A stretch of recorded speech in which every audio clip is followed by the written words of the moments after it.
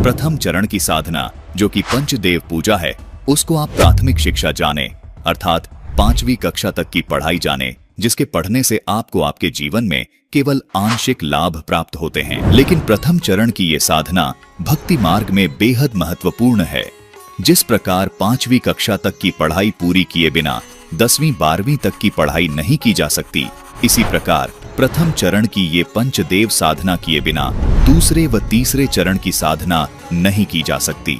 दूसरे चरण की साधना जो कि सनातनी पूजा है, ये गीता अध्याय 15 के श्लोक 16 में बताए क्षर और अक्षर पुरुष की पूजा है। इसको आप उच्च शिक्षा अर्थात इसको आप 10वीं तक की कक्षा की पढ़ाई जाने, जो आपको प्राथमिक शिक्षा से कुछ ज्यादा लाभ देती है। तीसरे चरण की साधना जो कि आदि सनातनी पूजा है, गीता जी अध्याय 17 के श्लोक 23 में भी इसका वर्णन है। ये गीता अध्याय 8 के श्लोक 3 में बताए परम अक्षर ब्रह्म की पूजा है। इसको आप सर्वोच्च शिक्षा जाने, जो कि आपको सब सुख और लाभ प्राप्त करवाती है। दर्शकों, केवल संत रामपाल जी महाराज ही आध्यात्मिक मार्ग की भक्ति साधना इस प्रकार 3 चरण में पूरी करते हैं। इसी कड़ी में संत रामपाल जी महाराज ने पाक इस्लाम धर्म की इल्हामी किताबों का अध्ययन करना शुरू किया तथा कलामे पाक से ऐसे अद्भुत प्रमाण बताए जिसको देख व सुनकर आप दांतों तले उंगलियां दबाने पर मजबूर हो जाएंगे। नाजरीन, पवित्र कुरान शरीफ में 2 आयत ऐसी हैं जिनके बारे में सभी अनुवादक स्वयं कहते हैं कि इन 2 आयतों का अर्थ स्वयं खुदा ही जानता है। वो 2 आयत कौन सी हैं? आइए दिखाते हैं। नाजरीन, ये है पवित्र कुरान शरीफ की सूरह अश सूरा 42 की आयत नंबर 1 और 2, जिसमें आप देख सकते हैं कि हामीम और ऐन सीन काफ अक्षरों का अर्थ नहीं किया गया है। आइए इसे विस्तार से समझाते हैं। सबसे पहले पहली आयत को समझते हैं। हां अरबी वर्णमाला का अक्षर है जो देवनागरी यानी हिंदी वर्णमाला का ह अक्षर है।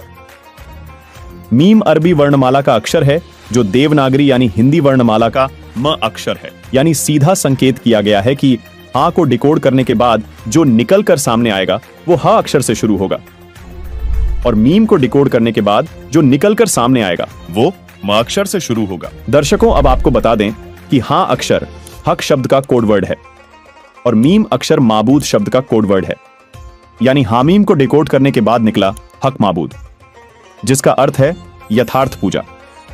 अगर हम इसके साथ आयत 2 भी जोड़कर देखते हैं तो और साफ तस्वीर निकलकर सामने आती है। इन दोनों आयतों को मिलाकर बना हक माबूद के ऐन सीन काफ मंत्र, मतलब यथार्थ पूजा के ऐन सीन काफ मंत्र हैं।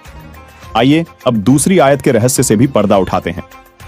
ऐन अरबी भाषा की वर्णमाला का अक्षर है जो देवनागरी यानी हिंदी वर्णमाला का अ अक्षर है। सीन अरबी भाषा की वर्णमाला का अक्षर है जो देवनागरी हिंदी भाषा का स अक्षर है। इसी तरह काफ भी अरबी वर्णमाला का अक्षर है जो देवनागरी हिंदी वर्णमाला का क अक्षर है। नाजरीन, यहाँ रहस्य की बात यह है कि जो गीता अध्याय 17 श्लोक 23 में परम अक्षर ब्रह्म यानी पूर्ण परमात्मा को पाने के जो ओम तत् सत मंत्र बताए हैं, उनके वास्तविक मंत्र के प्रथम अक्षर का संकेत है। जैसे ओम का पहला अक्षर अ है, कुरान शरीफ में इसी ओम को ऐन कहा है, यानी यह ए अक्षर ओम का कोड वर्ड है। इसी प्रकार जो तत् नाम है उसका वास्तविक मंत्र सोहम है, जिसको कुरान शरीफ में सीन कहा गया है। यानी स अक्षर सोहम शब्द का प्रथम अक्षर है जो कुरान शरीफ में लिखे सीन अक्षर का कोड वर्ड है। इसी प्रकार कुरान शरीफ में बताया गया काफ मंत्र गीता में बताए गए तीसरे सत मंत्र के वास्तविक मंत्र का पहला अक्षर है जो कोड वर्ड है। इसका खुलासा यहाँ नहीं किया जा सकता। इन दोनों आयतों को डिकोड करने के बाद जो निकलकर सामने आया है वो है यथार्थ पूजा के ऐन सीन काफ मंत्र हैं, और ये मंत्र व इनको जाप करने की विधि केवल संत रामपाल जी महाराज ही बता सकते हैं। नाजरीन, यदि आपको मोक्ष कराना है तो धर्म व पंथ की सीमाओं से ऊपर उठकर एक होना पड़ेगा।